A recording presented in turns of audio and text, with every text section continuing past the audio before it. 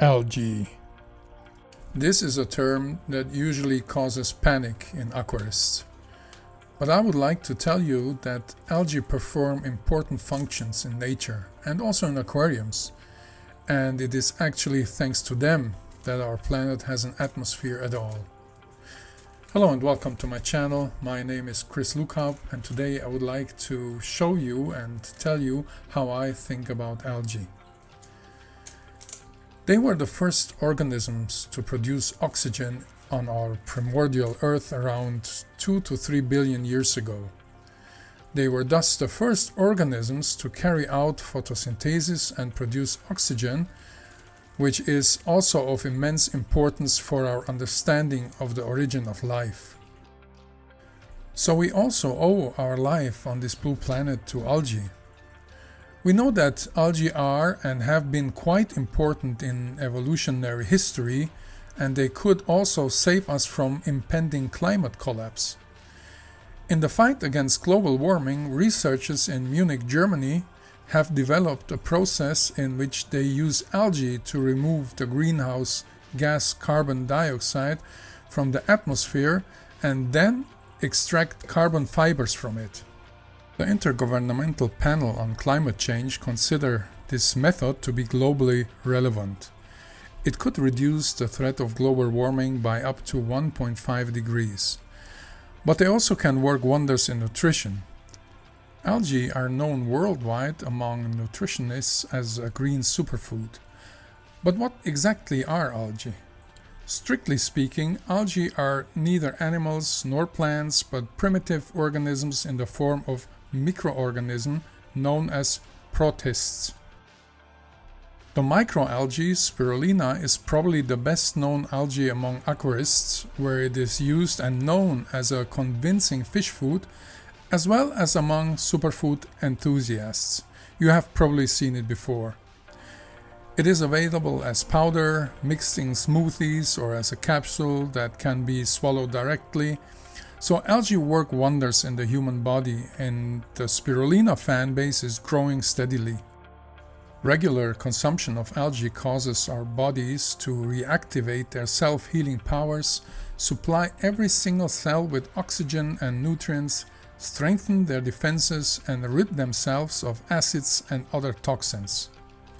Spirulina has an incredible protein content of 70%, which has been scientifically proven to help the body produce significantly more antibodies than normal.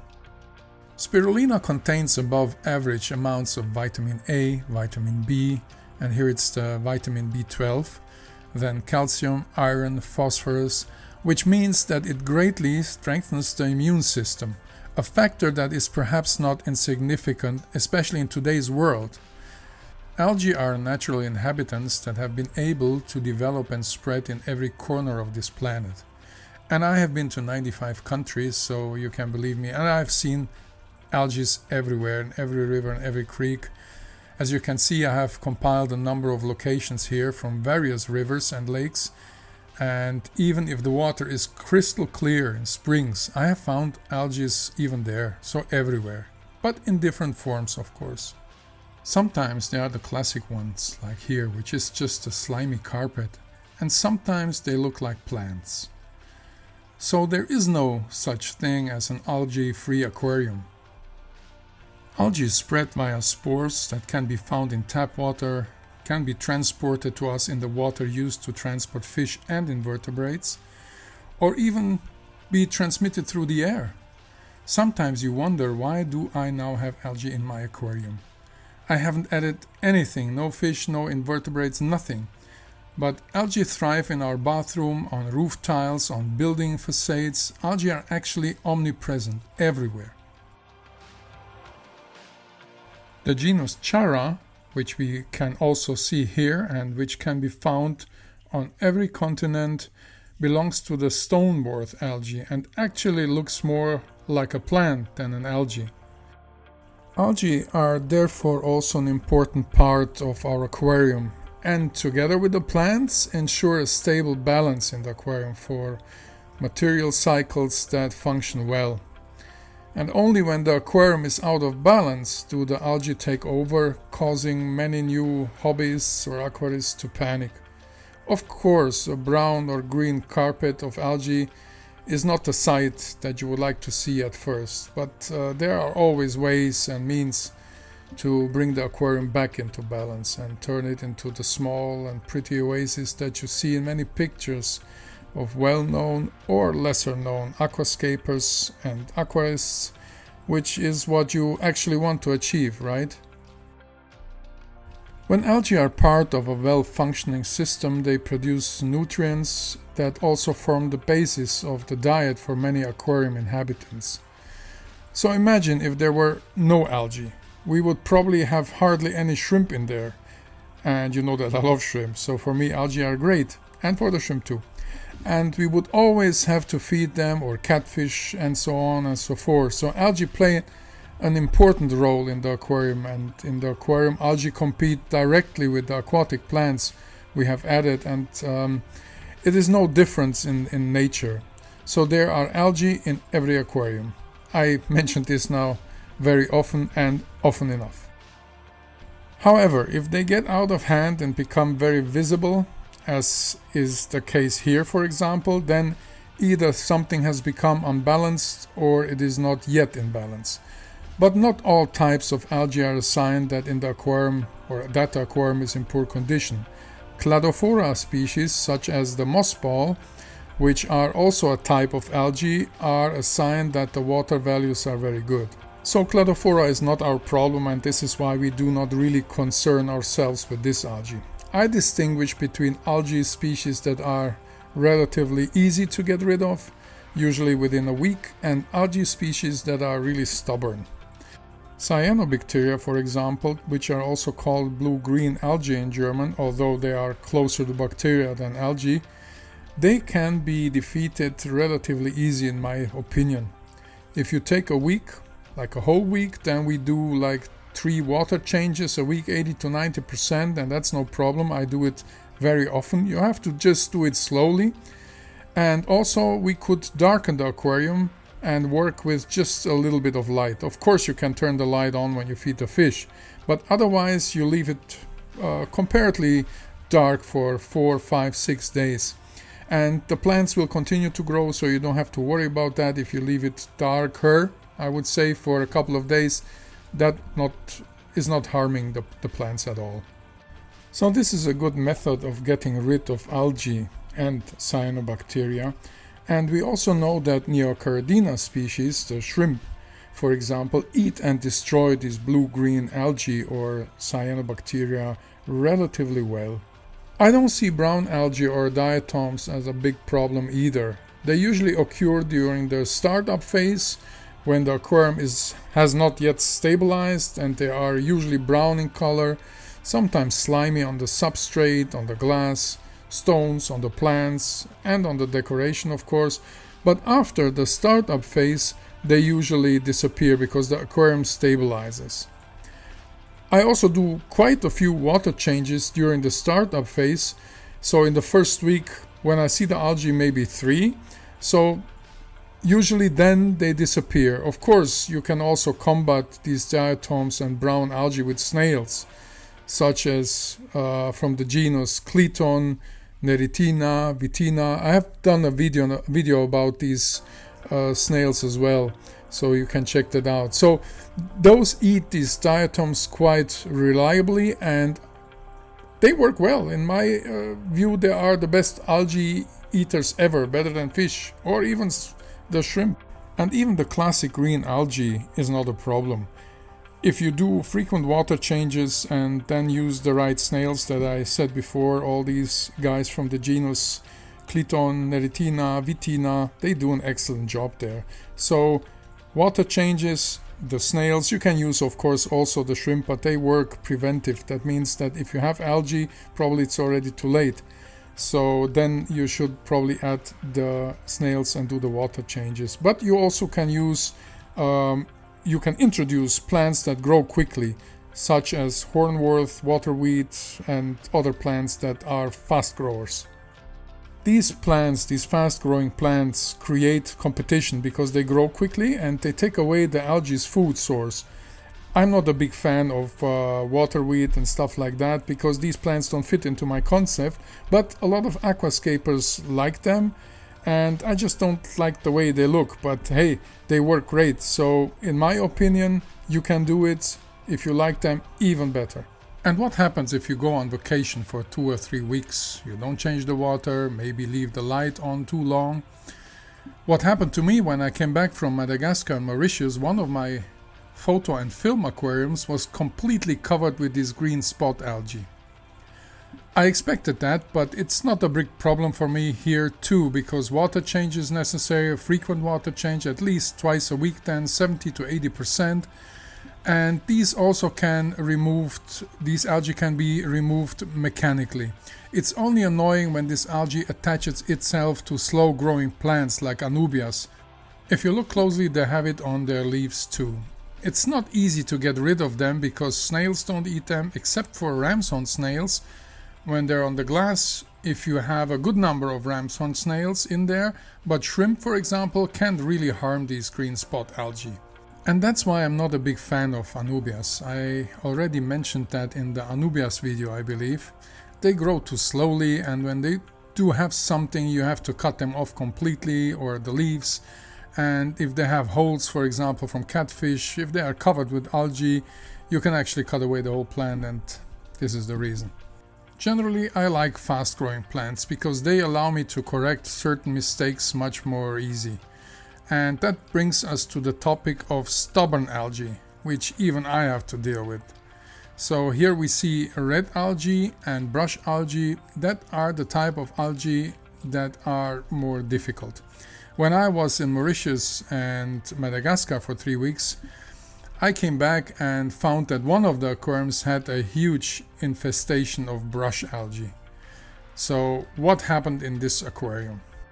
First, I had to check whether the filter is clogged, because if the filter is clogged and the water rushes through too quickly and doesn't really get into or through the filter materials, then that's a problem. And here you can see what it looks like at the moment. This is a close-up, but if we go and see the whole situation, it looks like this. And this was not shocking, but it was of course also interesting because I could film it, I could try to work with it.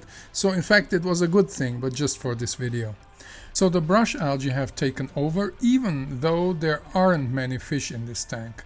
I think there are like 13, 14 fish in a 700-liter aquarium. And this was a present from Corey. Thanks, Corey, from Aquarium Co-op. He just gave me this big monster aquarium and now I have to work with it. So brush algae are very stubborn.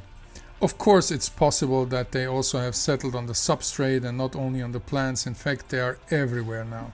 So in the time I have been gone, there was just these nanofish in there. They have not been fed at all because there are mono shrimp in there.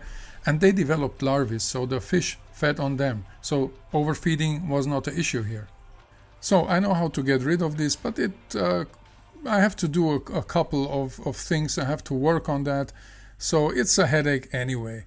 It's really difficult to get them off the plants in particular. Of course, you can cut the plants back, as I said before, and that's why I like fast-growing plants that regenerate relatively easily, and then you cut them back radically, and that's what I'm doing right now. So the plants are being cut back, the water changed, and then I have to check the filter, because in my view it was the filter that was the problem here.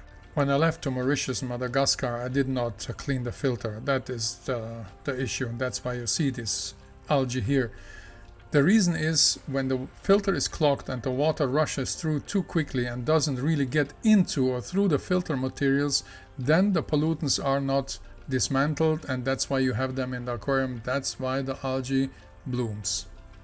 And I told you that the Amano shrimp, several of them, big ones, have been actually in the aquarium too, but they couldn't cope with this algae either, because once the algae are established and really thriving, the Amano shrimp cannot eat them anymore. The young ones maybe, the young algae, but once they're grown well, even more Amano shrimp won't help. How do I get rid of this brush algae now? I do two things. Of course, I cut the plants because that is the first step. Everything where the algae is on and is a plant, I cut it.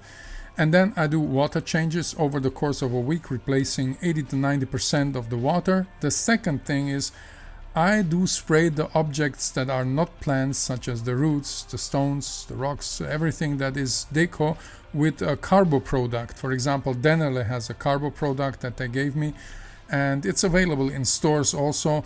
And these things I spray with this little sprayer.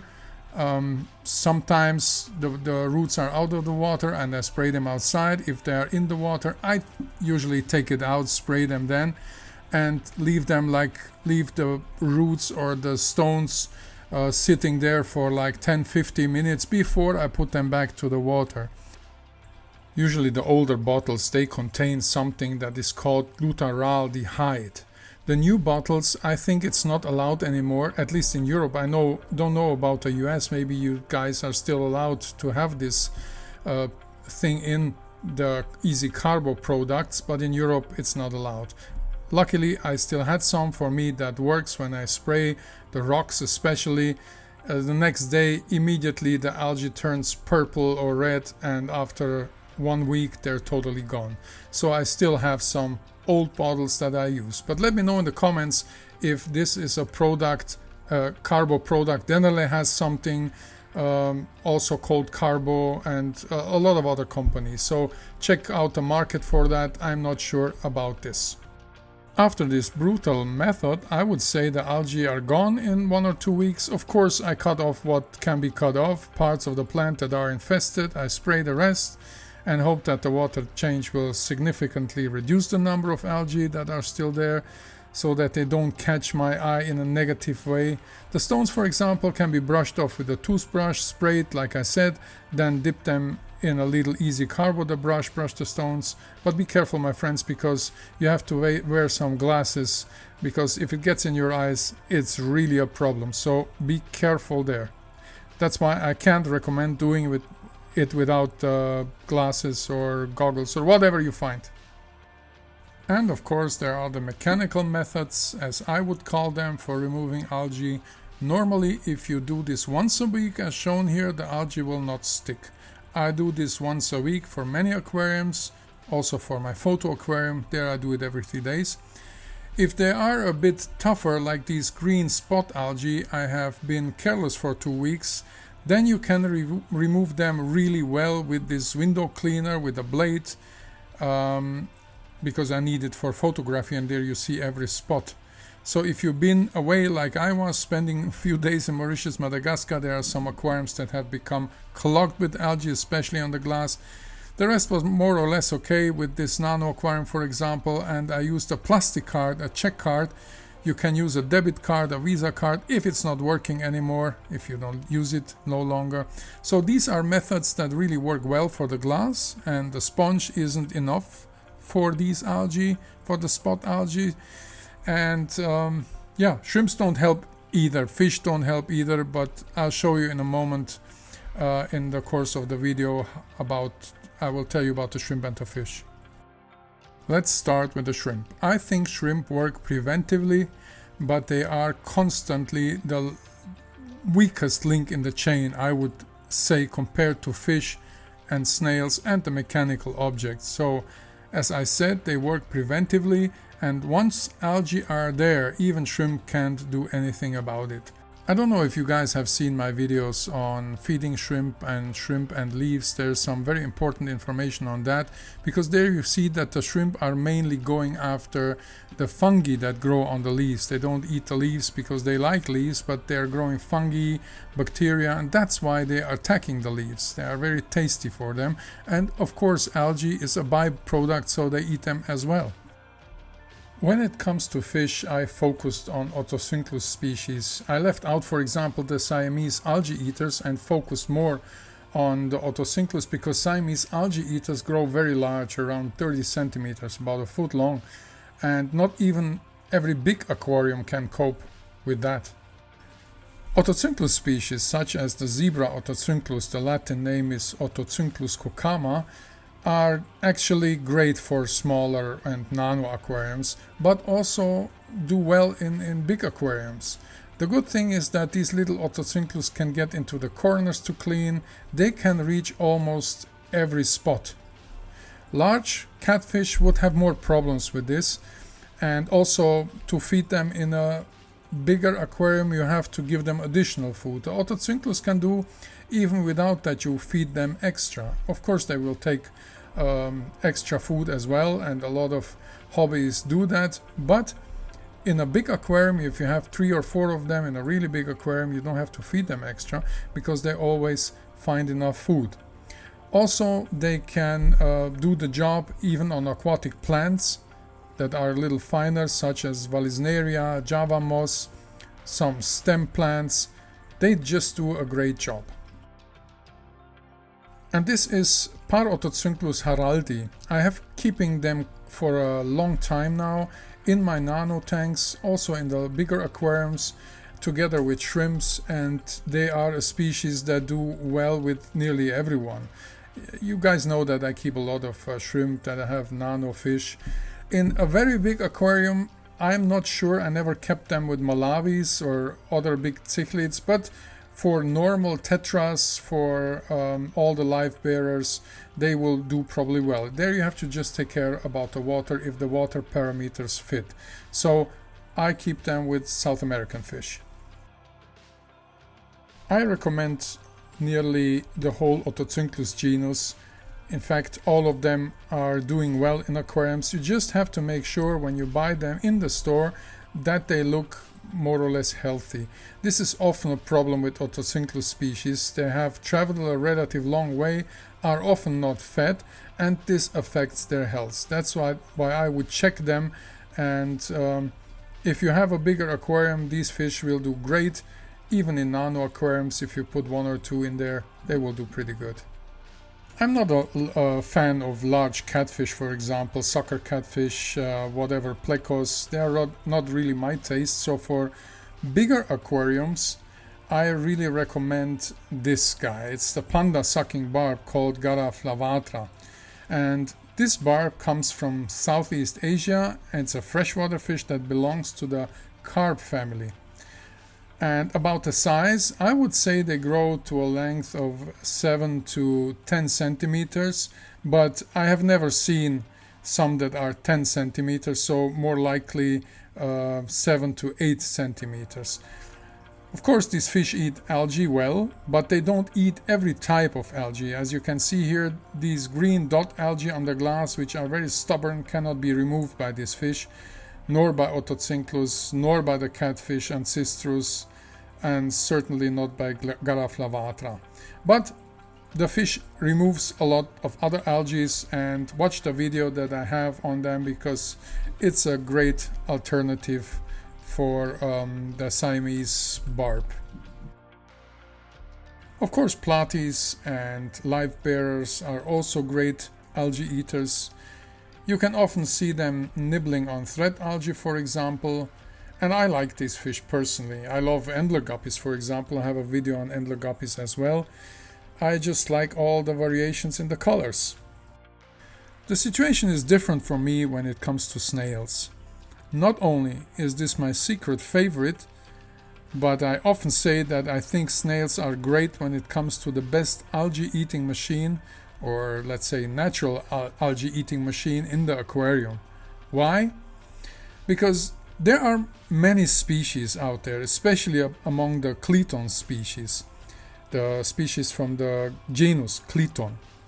So we have, of course, other genuses as well, like Vitina, Neritina, and those are, nearly all of them are beautiful, and they live in freshwater. There is even some species that reproduce in freshwater, like the genus Theodoxus. We have them in Europe. In fact, we have them all over the world, but in Europe we have also some. We don't have Cliton or Vitina. They are usually from Southeast Asia. Some other species are from the Americas, from South America. So, in my opinion, these species are excellent algae eaters. especially the small species from the genus Cliton, for example, which can also climb on stem plants and on leaves.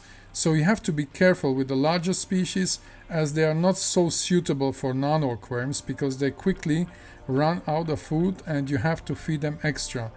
But there's also good snail food available in the trade. And these guys, they really scrape off even the finest spot algae, because these snails have the hardest teeth in the animal kingdom, and I think they are made of the hardest material that nature produces or creates.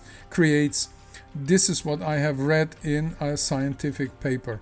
So the teeth of these snails are the hardest natural material, stronger than steel or harder than steel, which is quite astonishing.